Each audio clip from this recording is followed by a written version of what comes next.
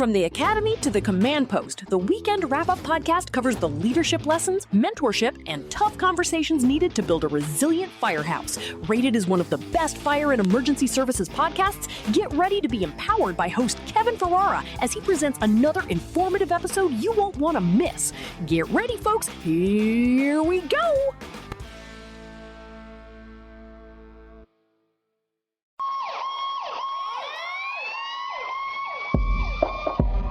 Welcome, everybody, to AFSO 21 Radio. You're listening to the Weekend Wrap-Up.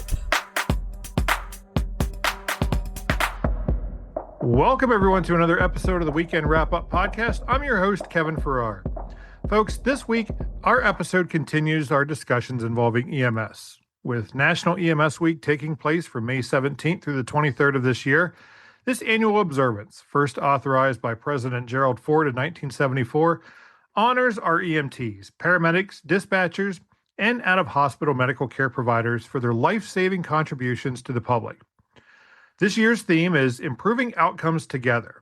The campaign highlights the critical partnerships EMS clinicians form with 911 dispatch, public health, law enforcement, and fire services, as well as advancing pre-hospital interventions like in-field blood transfusions. So as local EMS agencies, hospitals, and communities traditionally mark the week with award ceremonies, appreciation banquets, public education events, and memorials, we here at the Weekend Wrap-Up podcast are excited to have our guest, Justin Whitney, in the studio to share his thoughts on EMS Week, his career progression in EMS, and what challenges he sees that involve leadership and operations. So with that, let's welcome Justin Whitney to the show. Hey, Justin, glad to have you here on the show today. Hey, nice to be here. Nice to be here. So tell us who you are, what you do, why you're here. Well, the wonderful introduction of my name is correct. My name is Justin Whitney. I'm a medic in the state of PA. I've been in EMS for coming up on 5 years now. Backstory of how I got into it, I was honestly bored in college. And you introduced me to an EMT class while we were also volunteering at the same fire department. And it was about 3 classes, maybe 4 classes into that EMT course that I decided that this is what I was going to do for the rest of my life. So I worked as an EMT for a couple years. I went and got my advanced EMT from Harrisburg Area Community College. And then about a year or so after that, pursued my paramedic certification. And then ever since there, I've been doing that for just over a year now. So nice. So as you were going through and we've got a lot of listeners out there, you know, that are probably in the same boat you were, you know, thinking about getting into the EMS field. What words of advice do you have to encourage, you know, our youth, our younger generation to seek out, you know, whether it be an EMR, EMT, advanced EMT, or even paramedic? You know, what words of advice would you give that audience listening today to do what you did? You know, jump in, you know, feet first, and say, hey, this is what I'm doing. You know, I'm going to make the most of it. The first thing that I would probably say is when you look online and you look at courses and they have this kind of perception that when you go and you get you get into EMS, you're going to become this big time hero and everything. I strongly urge not to look at that stuff. Instead, go to local EMS agencies, actually sit down with them, both administration and the ones on the trucks, to see exactly what it is that they do. That's one of the things actually in this world now is there's this false perception of EMS and that everybody in EMS are running 911s only. They're going to these super high, stressful, critical environments and situations and scenarios, and that's just not the case. We're in this world of really it's paramedicine. It's community medicine. It's no longer emergency medicine. And if you have that perception of going into it, I see a lot of people, especially the newer people coming in, they are disappointed in what they're doing. They'll join an agency and they'll see that they're, yes, going to be going to those 2 a.m. toe pains. They're going to be getting called for people who just need a Band-Aid because they cut themselves. They're going to be going to these things where they think, how is this a 911 call? And that's the world that it is. You're here to supply community medicine. It's not just gore, high stress. You're doing all this cool stuff anymore. Maybe back in the 60s when EMS first started, but not anymore. If you have a really strong passion for medicine, it's your baby. I mean, EMS is you get everything. You're not focused in one specialty. You get called out at any moment to do whatever it is that you've been trained on or that you've even heard about. And a lot of the times it's stuff that you've never heard about, and you have to deal with it. It's you and one other person, maybe a second person along with that as well. And you got to figure it out. And that's why I like it. It's, you get thrown into this weird situation and then you're just there to figure out what to do. And it's like a big puzzle, and it's exciting. It's fun. So what you say, you get thrown into it. It may be you and a partner on the rig. What type of, I guess, what kind of pressure has that put on you? I mean, you're still, a young individual. Mm-hmm. What kind of pressure have you encountered? Even starting as an EMT, be like, hey, I'm the only one here, or it's just a few of us here. Help is, more help is still on the way. I mean, does that put a lot of pressure on you? And do you think, that is impacting why some of the, the younger generation, I mean, the kids today, when they were your age getting into this, why they may be hesitant to jump into this type of field?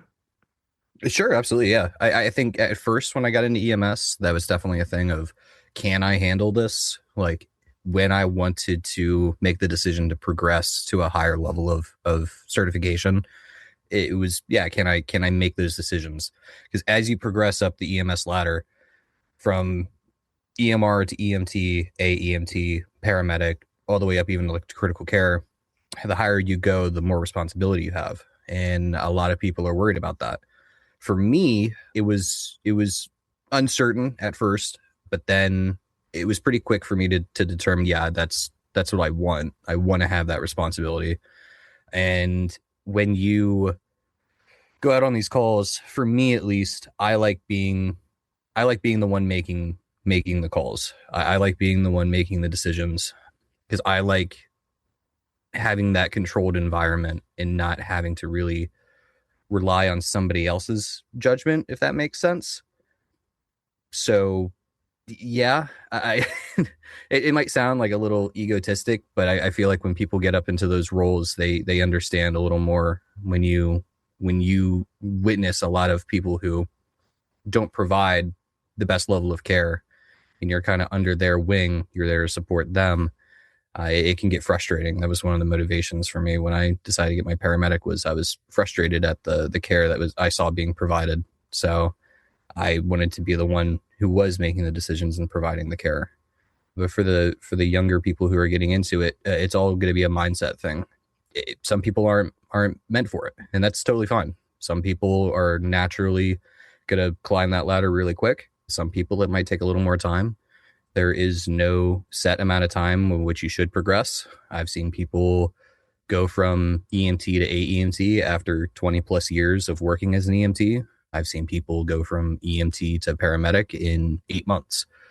And I've seen it on both sides. They've both done great.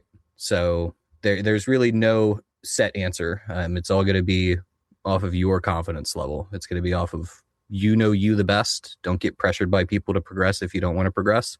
Take your time with it. So how important do you think mentorship is in this process? I come from a fire service background, and we always had mentors that we would shadow, and they would guide us through career progression, professional and personal development. How important do you think that is in the EMS world? And well, let's start there. How important do you think mentorship is in the EMS for EMS folks? I think it's really important. I think that you should have a good mentor that's going to guide you accurately, and that's the important thing, is that they're going to guide you accurately and honestly through your introduction to the career field. I've seen it a lot where people kind of like latch onto people just because they get along with them, and that might not be the best idea. When I got into the field, I latched onto the people that I noticed were always pursuing continuous education on their own time, not because they were required to. They were always wanting to learn. They were always wanting to build their skills. They were always very humble. They admitted when they were wrong, and those were the people that I wanted to mentor under. I didn't want to go to the people because they were, cool with me. That's not a good guide. But I always, every time somebody new comes into the field, and students especially, when I see EMT students, A students, medic students, I always offer them. I'm like, hey, if you have questions or anything, here's my number. Call me, text me. We can talk about whatever you want. And if you have any doubts or troubles during your progression through the field, also let me know. So maybe I can help guide in that sense. But yeah, it's super important. So how much you as the mentor and even the mentee, I mean, you play both roles there. I mean, I think everybody does. How those that you're mentoring, how much feedback have you received? You said, you just said, if you got questions or whatever, here's my number, email, reach out and contact me. Has that been a positive thing that you've seen for the folks that you're mentoring? I mean, do you get feedback, whether good or bad, from those that you're mentoring? Oh yeah, absolutely. Yeah. I just last week, actually, there was like 3 different people that when they were starting into a new field, I offered them my info and everything, and that they can talk to me or call me whenever they want.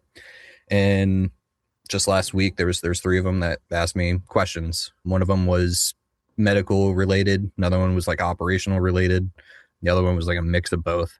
But I'm always getting feedback. Also in passing too. I hear people, and I don't personally like it. It's just me. It's my mentality behind it. But people say that they like learning under me, and I don't know. It just, I don't like compliments. So that's one of the weird things about me.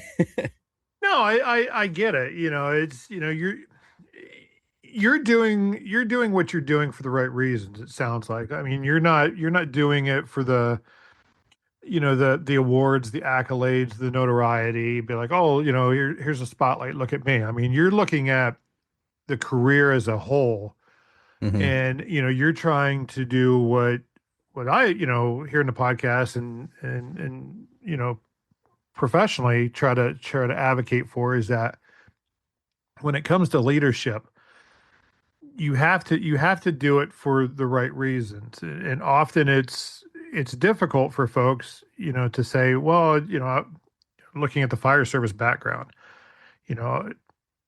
that's what I noticed, with a lot of my mentors, was that, we were almost assigned a mentor. It was just like, okay, here, we mostly called them sponsors. When you come into military, in the fire service, it'd be like, okay, here's your sponsor. You're going to shadow them.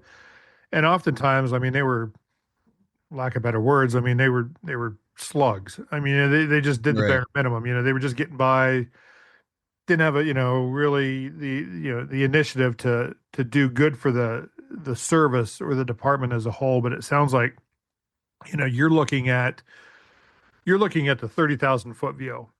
You're looking at the EMS service as a whole, and saying to yourself, how do I make this better? And how do I encourage others to make that better? And I think that shows what true leadership is. Here I am. I'm giving you the kudos that you don't. You're not. You're not out to get. But I think that's what our listeners need to understand, is that we have to it's not the about me mentality. It's about the us mentality. Yeah. And I think that's, you're instilling that, not just for yourself, but, for those that you mentor as well. So something you mentioned earlier, I wrote down here on my notes, community medicine. What, you know, what is that? For the listeners that don't know, what, we hear paramedicine, we hear, all this other stuff, but, this seems to be a new term that's coming out as community medicine, as a EMS clinician out in the field. What is that? Can you explain that? Yeah. So community medicine is you're just going out there and you're assisting your patient with some type of medical abnormality, medical weird event that they experienced. Could this be an emergent event? Sure, it could be. But when you're talking about community medicine, you're going out there and you're supporting people with their medical needs. And it's not measured in the sense of a severity. You can kind of look at it as just a blanket term. You're just going out and somebody's having a problem and you're going out there to support. So the community paramedicine programs, which are starting to be adopted more and more, those are a great example of kind of where EMS is moving towards as a whole. They go out and they are providing more of an in-home supportive outreach or supportive care.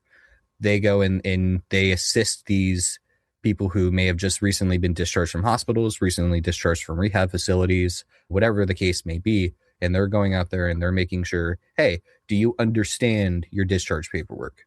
Do you understand the dosaging and the appropriate amount of medications you should be taking that you've just been prescribed? Or they're going out there and they're helping with their diseases, whether it's recent or chronic diseases that they may have contracted. They're going out there and they're helping them with that. So that's where EMS is kind of turning towards. It's not just, we're not getting dispatched, we're not getting calls for just emergent care anymore. It's not a life or death situation every single call you go out to. It's like those cases where, hey, I've had back pain for 25 years. Now it's getting a little worse. Okay, well, let's see how I can support you in that method. Is that an emergent call? Of course not. Or it could be somebody who doesn't even understand their medications and how they're supposed to take them. And they have nobody else to turn to. They weren't able to receive at-home care. The hospital might have dropped the ball and said, here's your discharge paperwork, and didn't explain it. And they could be living alone. They could have no family or nobody to help care for them. Sure. So community paramedicine is going out and they're helping them in those cases. And we're seeing that more and more. I mean, that's the majority of EMS calls nowadays. It's no longer, 911s only. We're going out there and we're dealing with everything. And it's just the way that the healthcare system is at. Can it change? Sure. It's going to take a while. There's a lot of people in the EMS field that complain about having to go out for BS calls. They always call it, oh, this is stupid. They hear the dispatch info or they read the CAD info and they think, oh, this is dumb. Why is this even a 911 call? They couldn't drive themselves. But well, these people, people just aren't. These people haven't received any of that education to understand all of the options that they have. So when they see a medical abnormality, they do what they're told to do and call 911. And sure, that's where we're at. Sure. Things could change, but it's going to take a long, long time. But until then, that's just the world we're in. And I don't think it's a problem. I think that's what we're here for. I think, EMS, I think you could take the E out of EMS. You could just make it medical services. I think that's totally appropriate. That's what we do most of the time anyway. Most of it's not emergent, but we just provide medical services. So, and that's a really good statement there. And one, I got to be honest, I've never considered is, I think in today's society, you're spot on. We have to reevaluate our medical service providers. I mean, historically, EMS, emergency medical services, you call 911 or, however the call got into dispatch, that person that's making that phone call, whether it's a stub toe or a laceration or a cardiac arrest, whatever the call is. I mean, that is their worst day of their life when they make Exactly. that phone call. And, Yep. so like you said, I mean, they may not know. I mean, it's, it could be, something just minor, could be a minor reaction to, a dosage, they just, got a new medication or whatever, and something's wonky going on, and, they weren't briefed on it, or they weren't prepared for it. And all of a sudden, you know, their normal day has changed, and they start panicking. So they call 911 and be like, I need help, Yeah. And I think, on the flip side is when, the providers see that CAD. And I think it's a disservice, for them to say, oh, well, this is a stupid call or whatever, without, I mean, it sounds like, some folks are already being judgmental, when they do that. It's like, okay, you're already diagnosing the situation before you even get on scene and do a patient assessment, Mhm. and I have to admit, I mean, I've been on a lot of lift assist calls, and, we got on scene, and, traditionally, it's just, okay, you pick the patient up, put them back in a chair, whatever. It's usually an older patient, and you're on your way.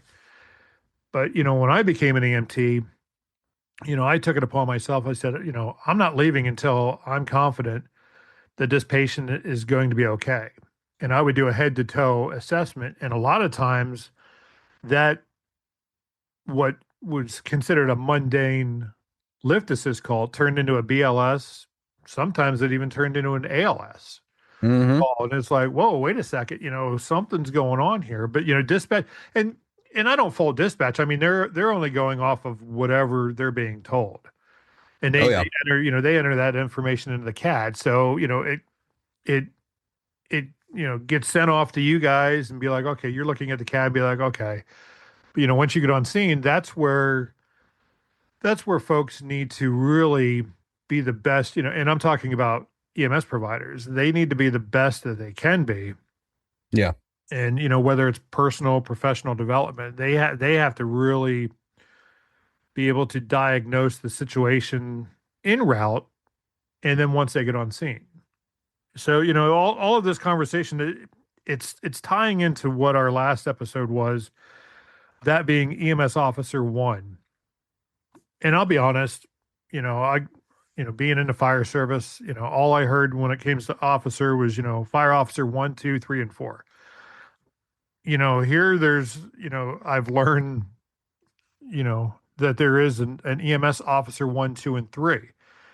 Now it's, from the homework that I've done on this, there's really no pro board or IFSAC certification. There's no national accreditation of this that I could find. So it's sort of a hit and miss, depending on where you go. NFPA does mention it, EMS officer 1, 2, and 3.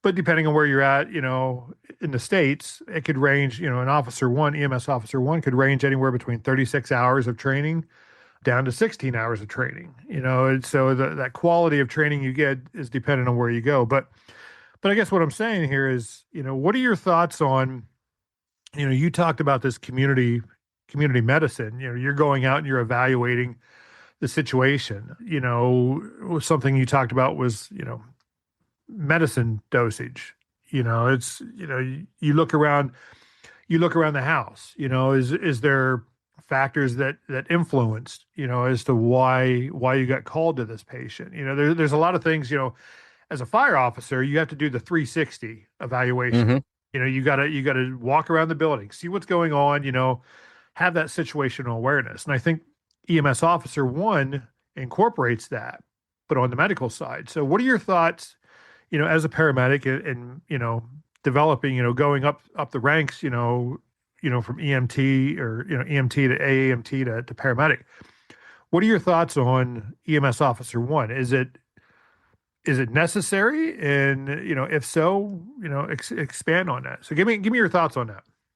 I when it comes to it, I'd have to see exactly what it entails. Like when you're going to pursue that officer certification, what exactly is it it educating you on? I mean, is it focusing more on like logistical aspects when you're talking about like operations or leadership management, stuff like that? Or is it looking more at the clinical side of things? Is it looking more at professional development in the case of building on your medical information or your medical education? If it was pursuing more of like a medical route, I don't really see how that would be super beneficial. That's just, I think, going to fall under a bigger push for, or at least I would rather see a bigger push for more routine and organized education sessions, not even just between like a certain agency or just a certain certification level, but a collaboration between multiple different departments or multiple different types of services. So, doing a monthly training exercise with a collaboration between, fire department, PD, even dispatch, at local hospitals, if they wanted to get involved. I think that would be more beneficial if you were looking at the clinical side of things. But where I think Officer One, and again, if it's tailored this way, I don't know. But if Officer One was more tailored towards the operational and logistical side of things, I could see it being really beneficial there for those who are pursuing. If the agency is structured based around like a fire department or a militaristic outline, where they have like their lieutenants, their captains, different tiers of chiefs. If they had it something like that, I could see it being more beneficial there. The thing is, though, or at least from what I have seen, it's anecdotal, but I don't see a lot of agencies that adopt that ranking system. If they do, it's going to be captain is your supervisor, or lieutenant is your supervisor, or like a battalion chief is your supervisor. So it's all, Sure. It's just a different name, just doing the same thing though.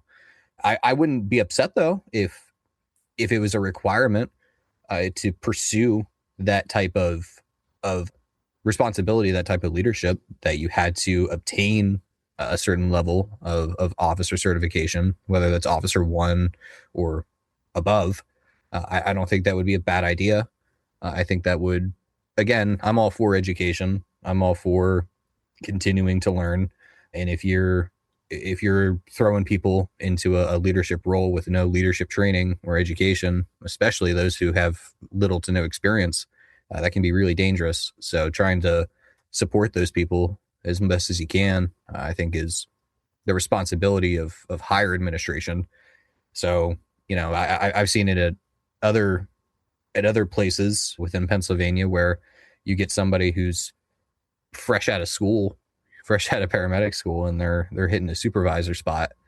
And yeah. I'm like, oh, and I'm sure fire department does it too. Military, I'm sure, does it too. Oh yeah. Yeah.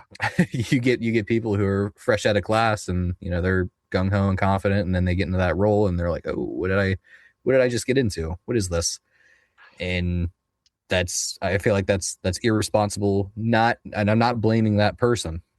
I completely understand why you would want to jump to that spot, but I think it's irresponsible for the ones above them to put them in that role. I feel like it's unfair for them, especially without any training. So if they were to give them something, I think that would be great. Maybe Officer One could do that. So, well, it's, you talk about the military, and I mean, I'm 20 years in the military, retired from the Air Force, and we called it stovepiping. So you had folks that would move up the ranks, and they were stovepiped into these different roles, and they had to do that in order to get promoted. So your promotion was based on, I would say, almost there was a percentage of the role versus experience. Yeah.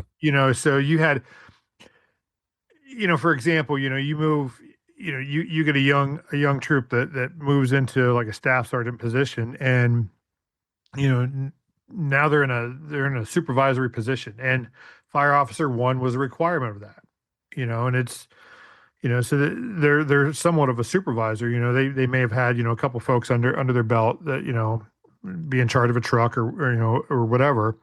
Mm-hmm. But for them to to get on that career progression path, oftentimes, they were pushed into this career progression when they had little to no experience under their belt.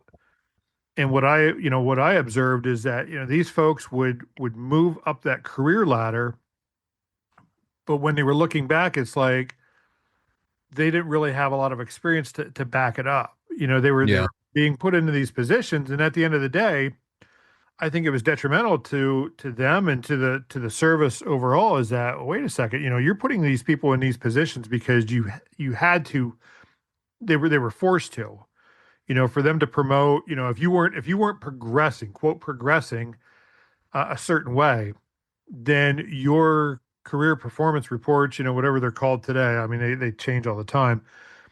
Your annual enlisted performance, whatever they are. Yeah. They would, the senior supervisors would annotate that on there, be like, oh, well, so-and-so is not doing this, or, they would mark them down, and that would impact their opportunity to be promoted. So I saw a lot of kids that were just, like I said, stovepipe. They were pushed through that pipe to reach these upper levels. And, I just sat there and I'm like, this person's just they're not ready. And I said it myself several times. I'd be like, look, that's great. I love the opportunity, but I just don't think I'm ready for it. And they're like, well, you have to, and, blah, blah, blah, if you want to get promoted. And I'm like, at the end of the day, I didn't have a choice. They just threw me into it. And I'm like, but then, you got to make the most of it, and I think when it comes to EMS, I'm in the position to where, I see what they're saying. NFPA is saying, EMS Officer 1, it's like a first line supervisor. So like you said, lieutenant, could be a captain, whoever, so, you mentioned earlier, as an EMT, you may go out on an ambulance, on a rig, and it's just you and somebody else. Do you think, as that truck, as that ambulance, do you think who's ever riding in the right seat, because in the fire service, who's ever in the front right seat, that's your officer of the rig. Do you think there needs to be a quote officer of some type on every ambulance, or is it just an equal across the board? You're both EMTs, and this person may have a year or two up on the other one, but do you think somebody should have some type of officer leadership, experience or training under their belt if they're going to be in charge of that ambulance or that crew? I feel like if it's going to be a BLS unit that's just going out for a call, I can't logistically see any benefit to one having an officer over the other.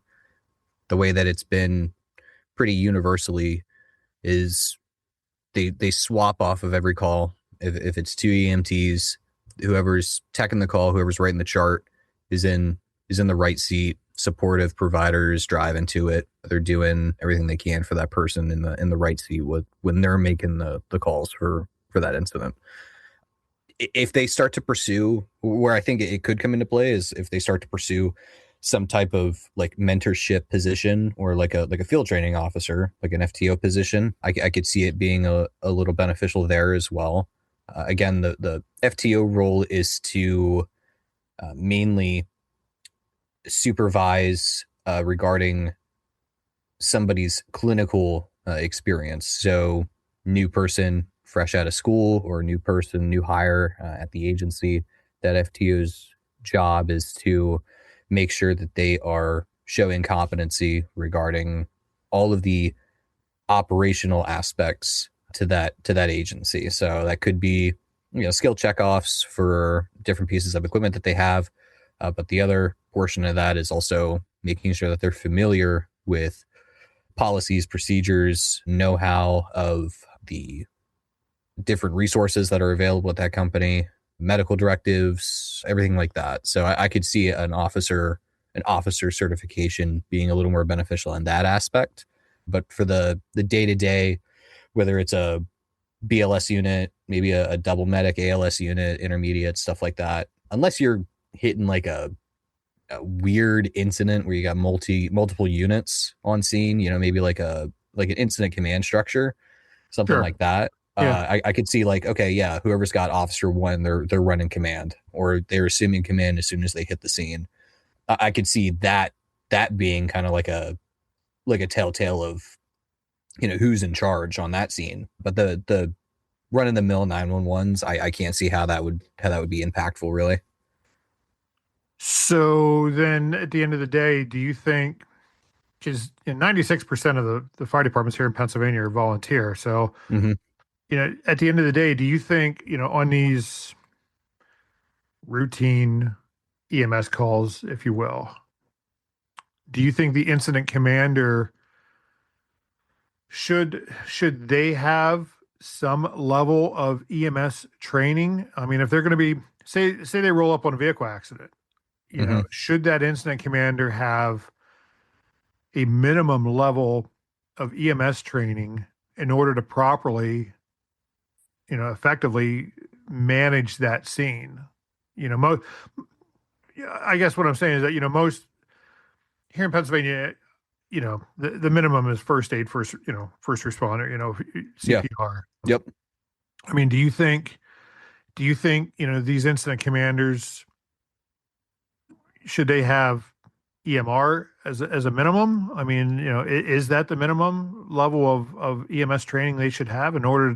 Because I mean, if they're gonna dictate, what's going on, with the incident scene, and that includes EMS providers, they have oversight of these EMS providers. I mean, wouldn't it make sense for the incident commander to have some minimum level of EMS training? Yeah, I think so. I think the minimum would make the most sense of being EMT. I think that and the reason for that is, if you're running an incident command, you have to be able to delegate resources appropriately, whether that's the ones that are showing up on scene or that you're calling for additional. So when you get a triage report, radioed back to you, I've got this many red, this many yellow, this many green, and we're talking an MCI only. But Sure, if sure. I've got XYZ laid out in front of me, I think an EMT would be able to do a good job at saying, okay, I know what's on the trucks in these areas. I know their capability, and I know how many I'm going to need. So I think an EMT certification or education to back those decisions would be more beneficial. I didn't go for an EMR, and I'm going to be very honest. I don't know exactly the level of education that an EMR gets. I know in the state of PA what an EMT gets, Mm-hmm. and I think an EMT would be absolutely capable of establishing command on an MCI and delegating resources appropriately. If they have that also that fire background, they have that establishing command background, they have that incident command know-how, and they know everything on those trucks that's coming up. I think that's where that EMT certification would really shine. We don't Yeah. need them to go out and do EMT skills. That's not their job. I think that they should just know what's in the scope, what can they do, and EMT can't cover this. Okay, I need more. So Right. AEMT paramedic, honestly, at that point, I don't care. But they recognize they need more. Okay, we'll send more, like something of a higher capability. Yeah. So Yep. Awesome. So moving on, I mean, it's, we've heard, your professional development went from an EMT, advanced EMT, now paramedic. And I think you've done that, I mean, in a pretty short amount of time. I mean, compared to yeah, some other folks, but I guess I'm interested, and I think my listeners will be interested. What challenges have you seen? You know, I guess going through that professional development, and now that you're, as a paramedic, what challenges do you see? You know, in the EMS field, because again, we're getting back to the EMS week, and their theme is improving outcomes together. So hmm they want to highlight that, that critical partnership between clinicians and dispatchers and public health, law enforcement, fire services. So, what challenges or obstacles, have, have you encountered or have you heard about, or, that you think, needs to be addressed so we can improve these outcomes together. At the end of the day, it's, you know, whether it's an accident or, an MCI or even a structure fire, anything like that, it's a joint operation. Yeah. That's, so you have all of these different agencies that all come together to, with the common goal of mitigate the scene, and, everybody goes home and, safely, so like I said, what challenges or obstacles do you see that are out there and that could be improved? Well, thankfully, in the area that I work in, I don't see a ton of challenges. Everybody does a really solid job in what they do, so I have no complaints about that. The only thing that I've seen that I've always thought could have been improved on was training, like education and Yeah, training. that's everywhere. Yeah, everywhere, absolutely everywhere. Yeah. And specifically collaborative training. Yes. For some reason, there's this weird mentality, and I don't know if it's across the board of the world, maybe just the U.S. I don't know, but when you go and you start working in a field, fire department sticks with fire department, EMS Yep. sticks with EMS, PD sticks with PD, and there's nothing to go in between. I've heard of like maybe a couple like MCI training like scenarios that were hosted by somebody to where they wanted to get multiple agencies in PD, and that's it. And Yeah. I don't understand it. I don't understand why, because every call that I've been on, if it's bad enough, you get all three. Yep. You get fire, PD, EMS, and you're just expected to just work together with no problems. Yep. And most of the time, it's true. Like you work together. Like everybody knows their role, so to speak. But I don't understand why there isn't more of a push to collaborate together and train. And that can even be pushed over to like the hospitals too.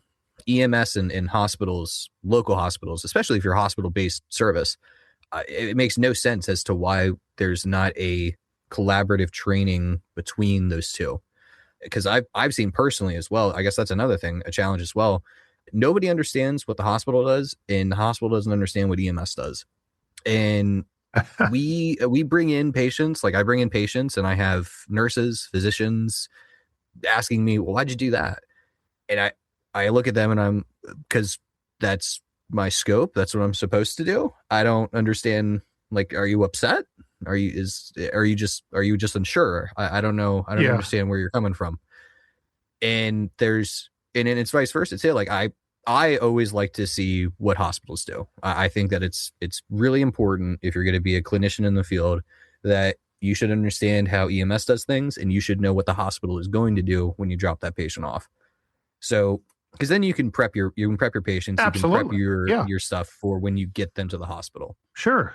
So, and not everybody does that. We're handed out protocols, and this is what we're supposed to do. You see A, you do B, and you drop them off at the hospital, and physicians are like, well, why'd you do B? Like, we should have done, Y, X. Like, this is ridiculous. And then everybody's upset and confused at the same time. Yeah. So I think a collaborative process, specifically for EMS, of course, but a collaborative process where EMS and hospitals in that area should come together and you could make it a monthly, you could make it a bi-monthly, who cares? But they should do something to where they start to build that relationship with those EMS providers and those hospital employees too. So, yeah. But it's, I mean, that's a good point, because, in the military, we encountered this a lot, at least in the Air Force Fire Emergency Service. We had our commanders.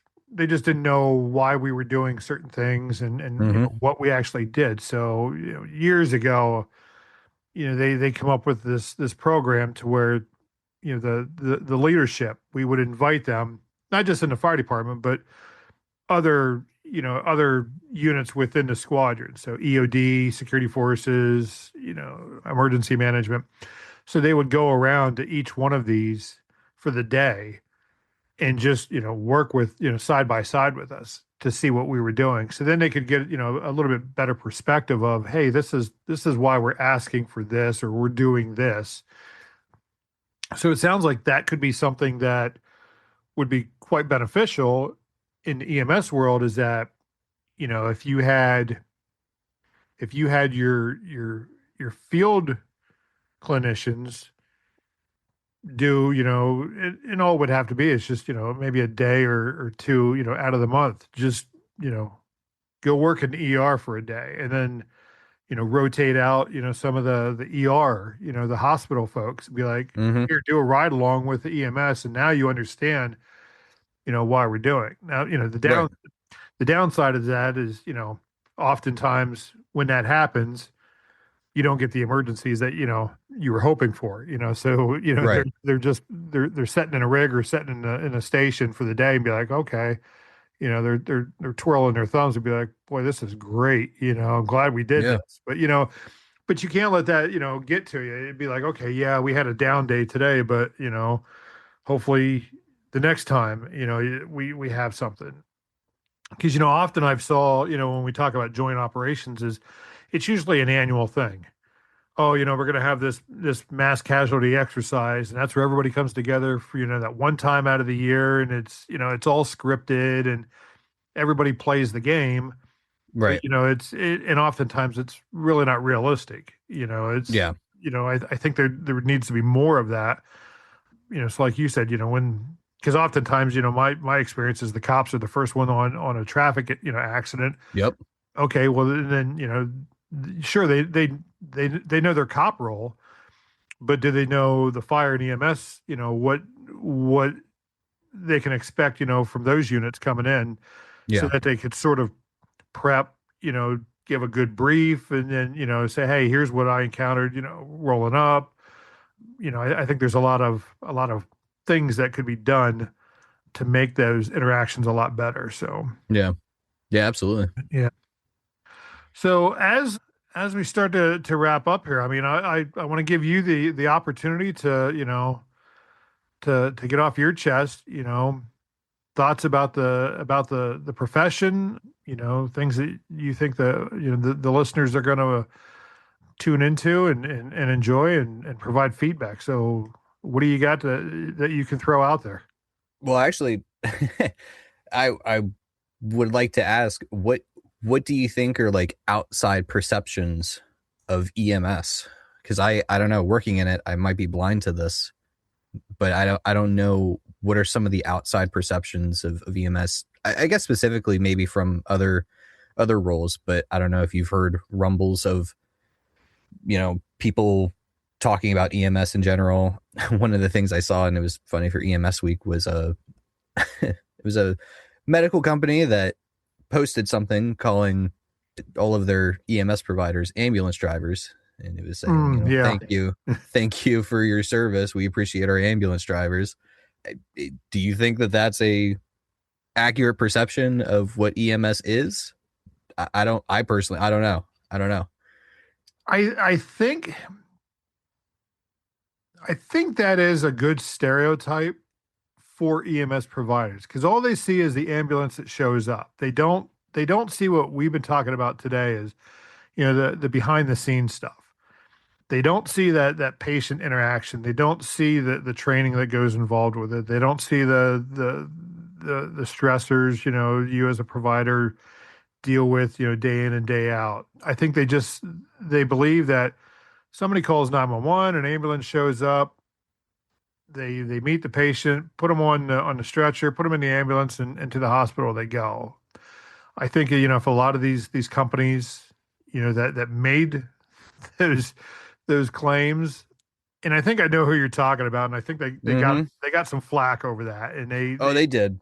They yeah, they apologized retracted for it too. yeah. Yeah.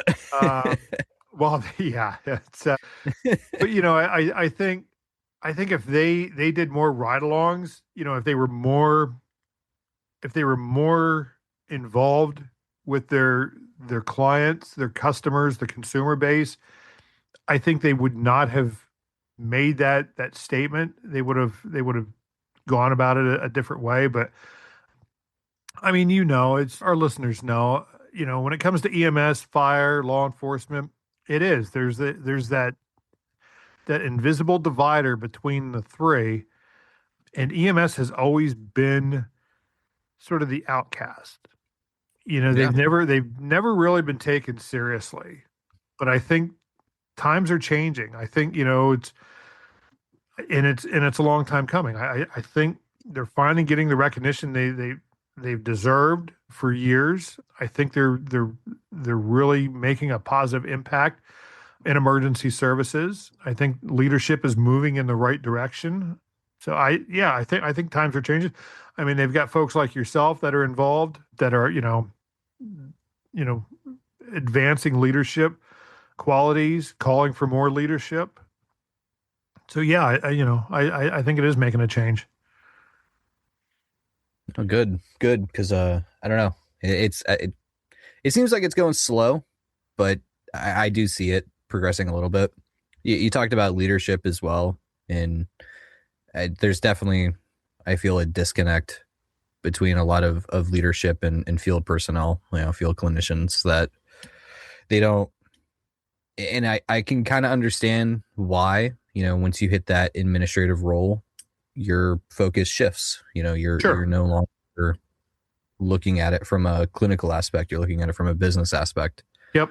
And that's any career field. Sure. Unfortunately, is that when you get put in those positions, you lose all sight of where you came from. Yeah. You're now focused on the logistics of keeping the business afloat. Of all these other things that are involved, and you've got your blinders on because you for whatever reason you got to cut costs, you got to do this, you got to do that. But meanwhile, folks like yourself that are out in the field, you're bearing the full brunt of those decisions. And I think it's important for, folks that once they get into those leadership positions, those business positions, they have to keep in contact, with where they came from, in order to keep the ship afloat. Because otherwise, good people are going to leave. And when people leave, you don't have an agency anymore. Right. Yeah, that's what I mean. That's always the hot topic of EMS is burnout. Yeah. There was high turnover rates in positions as well. And a lot of the blame is put on leadership. And I understand, like, I get why, because leadership's making the decisions. But yeah, maybe if there was a little more involvement across the board, or even just a mutual understanding between the two, because I to defend leadership as well. People in the field who aren't in the leadership role don't know what they're doing. Like, sure. They don't know what leadership is doing. Sure. They don't know the whole workload. And personally, I've seen it to where leadership is incredibly overburdened with a ton of responsibilities. When we're talking like the huge hospital-based services, they've got so much on their plate, and a lot of people are blaming them for the day-to-day things that they're really, it's not even like an issue. It's just minor inconveniences that they're seeing day to day, and they're blaming leadership. They're like, oh, we couldn't get this, but we'll spend money on this. Yeah. Well, yeah, leadership has all of these responsibilities, and then they also have a boss. So it's not entirely their fault either. They can absolutely be upset with what's going on too. So, but that's where your open lines of communication, your transparency really comes into play. I mean, I get it. Not all decisions have to be revealed to everybody down the ladder, but at least leadership needs to be open, with the staff, and say, look, this is why we're doing what we're doing, and this is the short term and the long term outcomes of what we're doing it. And I think that goes a long way. But when leadership just does their thing, and then folks out in the field, the bottom rung of the ladder, they don't understand, and they're kept in the dark. That's where I think people get a lot of, frustration and stuff. But, real quick, you mentioned burnout. What is Justin Whitney's top 3 solutions? If you were in a position today that you could resolve burnout, what are 3 things that you would do or suggest? Go. Oh man, If I had like a magic wand Yep. and I could just put into effect anything, I think the biggest thing is wage. Like that's people, the job that they're doing in EMS, a lot of them, and it's justified. I completely agree. But the job that EMS providers are doing is not financially backed appropriately. I mean, there was the joke. I think it was during COVID. People at like gas stations, managers at gas stations were making more than your, BLS providers, even ALS providers. Oh yeah. Yeah, no And it's doubt. like it's like, well, yeah, I don't blame them leaving. They could have been the best provider that you've ever seen, and yeah, I don't blame them leaving. They'll make more money at the gas station. So yeah, wages I think is the biggest one. Everybody's always talking about how they don't make enough, and also the hours that you put in, people are just generally overworked. I mean, in relation to those poor wages that they're receiving, if they need to support a family, they have to pick up an extra job, maybe a third one. I've seen a fourth, Wow. and they're working Wow. nonstop. I've heard people who they do 12 hours at one station. They'll then drive to do a 12 at their next station, come back to the Jeez. first one to do another 12, and then they'll do Jeez. a 24 at a third. It's like, yeah, I don't. And then they wonder, oh man, why are these people so tired all the time? Yeah. Well, I I could only imagine. I don't Yeah. know. It's crazy. Well, then that affects their performance in the field. I mean, if Oh, if absolutely. they're tired, I mean, it's just like a doctor. I mean, you wouldn't want to go have surgery from a doctor who's been up for 36 hours straight, Right. and Right. they're falling asleep over top of your flayed open chest. Right. You Yeah. wouldn't want that. And I And it's don't think, happened. yeah, yeah. It's Well, yeah, happened. it's happened. Yeah. Yeah. Uh, and I think our listeners can agree. I don't think patients would want that either. And if patients knew that was occurring, I think they'd hmm have second thoughts on, do I want this particular provider, this, agency showing up? Right. Yeah, that could open up a can of worms. So, Yeah. Yeah. so what's Yeah. your third thing? Uh, I guess maybe like proper supply of resources. So like equipment. Ah, Everybody's always talking about vehicle condition. Everybody's always yes. talking about just general equipment, how it could be better. Even now, new doesn't mean good. There's been some. I won't go into details, but Sure. Yeah, no, I think the we can all relate. Yeah.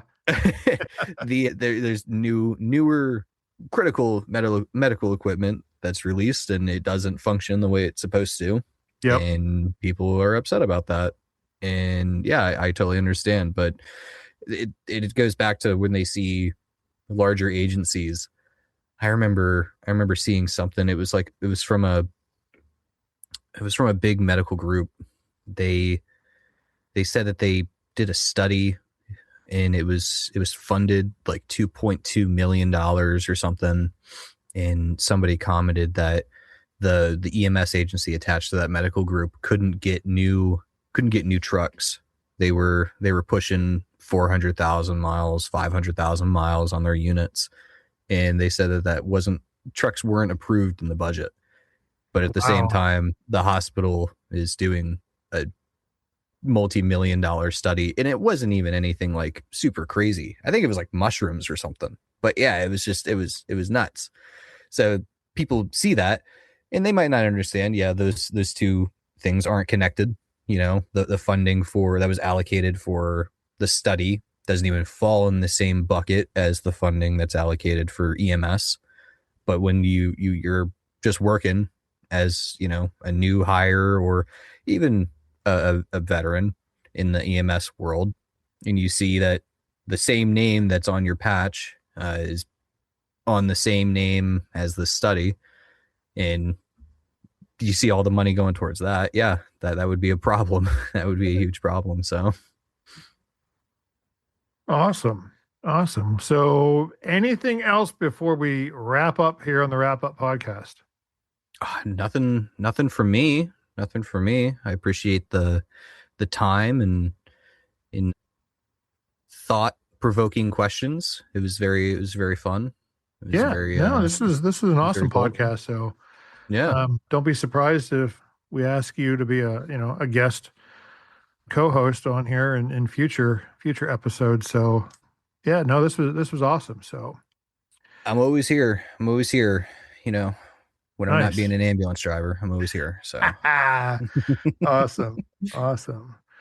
Well, folks, I think that's going to do it for this episode here in the weekend wrap up. So if this episode has helped you make sense of the EMS profession, has stirred some thoughts as to, what's going on within your own agency, share it with those in your department, and definitely share it with your local officials. Oftentimes those local officials are the ones that are funding emergency services. So if you keep them abreast of what's going on, hopefully that helps you get some more funding. So with that, until next time, folks, stay safe, watch your six, and keep the rubber side down.